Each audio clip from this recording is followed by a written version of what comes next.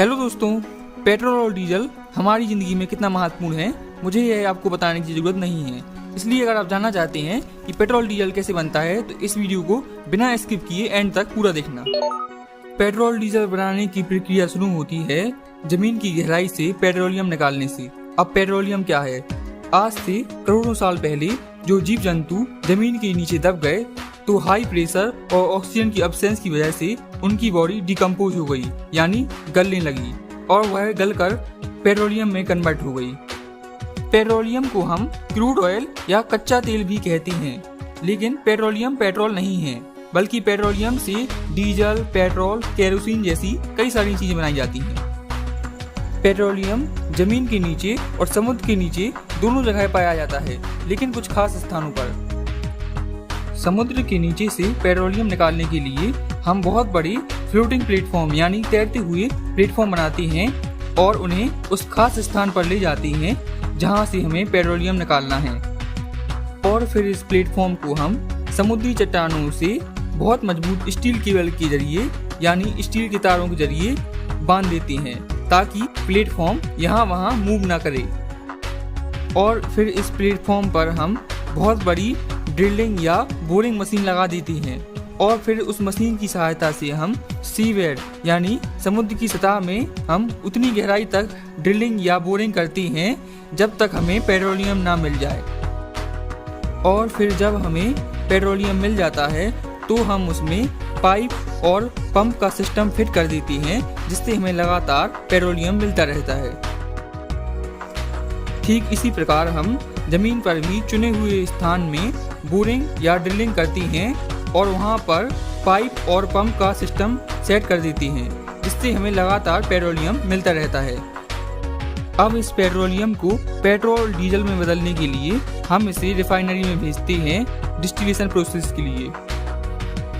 Distillation process को समझने के लिए आपको यह पता होना चाहिए कि हर चीज का बॉइलिंग पॉइंट यानी उबलने का तापमान अलग अलग होता है। जैसे कि पानी 100 डिग्री सेल्सियस पर उबलता है और कोई भी चीज उबलने के बाद लिक्विड स्टेट से गैस स्टेट में कन्वर्ट हो जाती है, यानी भाप में बदल जाती है। डिस्टिलेशन को समझने के लिए आप एक छोटा सा एक्सपेरिमेंट कर सकते हैं। मान लो आपका कोई दोस्त आपको एक गिलास पानी में नमक घोल कर दे दे और आपसे कहे कि नमक और पानी को अलग अलग करो या फिर नमक को पानी से अलग करो, तो आप क्या करेंगे?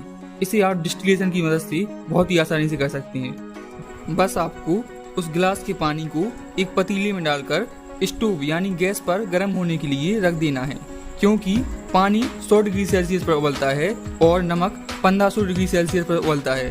इसलिए कुछ ही समय बाद पानी उबलना शुरू हो जाएगा और वह भाप में बदलने लगेगा। अब भाप को इकट्ठा करने के लिए आप एक तिरछी प्लेट लगा सकते हैं पतीले के ऊपर। प्लेट भाप को इकट्ठा कर कर पानी की बूंदों में बदलती रहेगी और वह पानी की बूंदें खिसक कर प्लेट के साइड में गिरती रहेंगी।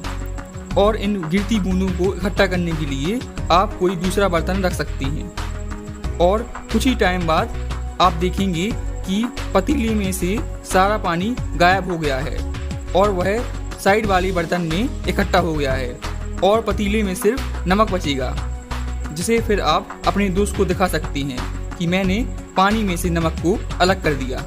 इसी प्रक्रिया को हम डिस्टिलेशन कहते हैं। क्योंकि पेट्रोलियम एक मिक्सचर होता है पेट्रोल, डीजल और केरोसिन जैसी कई सारी चीज़ों का, इसलिए हमें उसका डिस्टिलेशन करना पड़ता है अलग अलग चीज़ें पाने के लिए।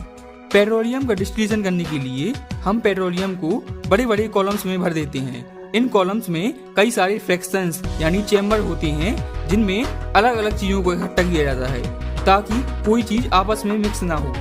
पेट्रोलियम को फ्रैक्शनल कॉलम में भरने के बाद उसे नीचे से गर्म करते हैं, जिस वजह से अलग अलग चीजों की वेपर्स यानी भाप निकलना स्टार्ट हो जाती हैं उनके बॉइलिंग पॉइंट के अनुसार, जिसे फिर अलग अलग चैम्बर्स यानी फ्रैक्शंस में इकट्ठा कर लेते हैं। जिस चीज का बॉइलिंग पॉइंट कम होता है उसकी वेपर्स यानी भाप सबसे पहले निकलती हैं और जिस चीज़ का बॉइलिंग पॉइंट ज़्यादा होता है उसकी वेपर्स थोड़ी देर बाद निकलती हैं। क्योंकि पेट्रोल का बॉइलिंग पॉइंट कम होता है इसलिए पेट्रोल की वेपर्स यानी भाप सबसे पहले निकलती हैं और उसे हम चैम्बर्स में इकट्ठा कर लेते हैं। इस प्रकार अलग अलग चेम्बर में डीजल, पेट्रोल और केरोसिन जैसी चीजों को इकट्ठा कर लेती हैं और फिर इन्हें बाद में बड़े टैंकों में इकट्ठा कर देती हैं। क्योंकि इस प्रोसेस में हम फ्रैक्शनल कॉलम का इस्तेमाल करते हैं डिस्टिलेशन के लिए, इसलिए इस प्रोसेस को फ्रैक्शनल डिस्टिलेशन कहा जाता है। फ्रैक्शनल डिस्टिलेशन के बाद जो पेट्रोल डीजल बनता है उसे हम टैंक में भरकर अलग अलग पंप में भेज देते हैं आगे उपयोग करने के लिए। तो इस प्रकार से पेट्रोल, डीजल और केरोसिन बनती है। दोस्तों प्लीज अगर आपको वीडियो अच्छी लगी हो तो चैनल को सब्सक्राइब और वीडियो को लाइक जरूर कर देना। And finally